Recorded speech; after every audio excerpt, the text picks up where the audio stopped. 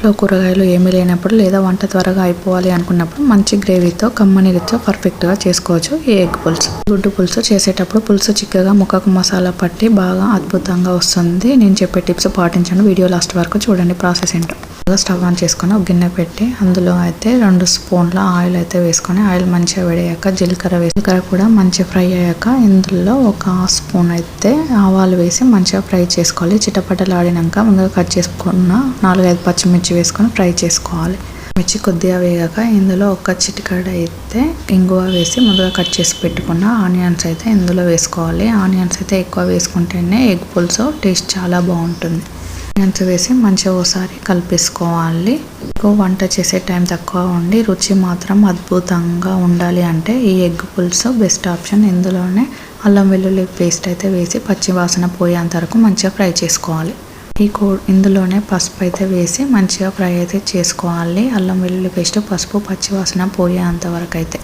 కోడిగుడ్డు పులుసు వేడివేడి అన్నంలో కలుపుకొని తింటే ఆ రుచి మాటల్లో చెప్పలేము. ముక్క కూడా వదలకుండా అన్నం మొత్తం దీంతోనే తినేస్తారు. ఇందులోనే కొద్దిగా కొత్తిమీర వేసి ఒకసారి 4 మినిట్స్ అయితే లో ఫ్లేమ్లో అయితే ఉడికించుకోవాలి. ఇది కొద్దిగా ఆయిల్ పైకి తేలుతున్నప్పుడు ఇందులో 2 స్పూన్ల కారం అయితే వేసుకోవాలి.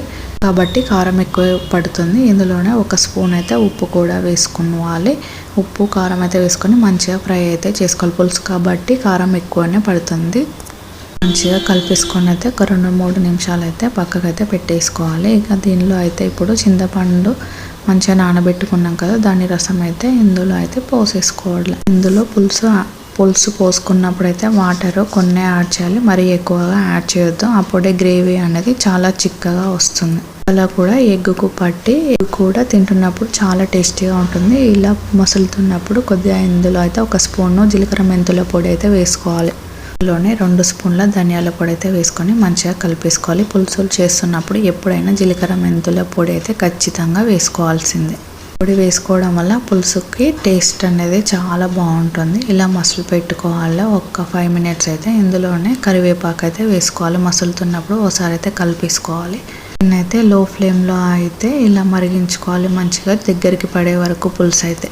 ఎప్పుడైనా ఇలా ట్రై చేశారా? లేకపోతే ఒకసారి ట్రై చేయండి. చాలా ఇష్టంగా తింటారు ఇంట్లో అందరూ. ఇంకా ఇందులో మసులుతున్నప్పుడు అయితే ఒక 3 గుడ్లను అయితే మంచిగా పొట్టు తీసి కాట్లు పెట్టుకొని ఇందులో వేసేసుకొని 5 మినిట్స్ అయితే లో ఫ్లేమ్లో కుక్ చేసుకోవాలి.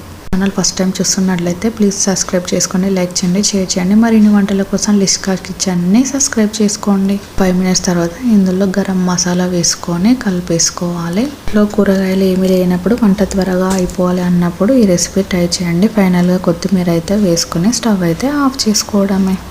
వేసుకొని ఒక 2 మినిట్స్ అయితే వదిలేసి స్టవ్ అయితే ఆఫ్ చేసుకోవాలి. కదా ఎంత simple and tasty healthy recipe అయితే చూపించాను. మీరు కూడా లేట్ చేయకుండా ఒకసారి ఈ రెసిపీ ట్రై చేసి ఎలా వచ్చిందో కామెంట్ చేసేయండి. కోడిగుడ్డు పులుసు నేను చెప్పిన ప్రాసెస్లో ఒకసారి ట్రై చేయండి. ఇంటిల్లిపాది చాలా ఇష్టంగా తింటారు. ఒక టేస్టీ హెల్దీ రెసిపీతో మీ ముందు ఉంటాం. మళ్ళీ బాయ్.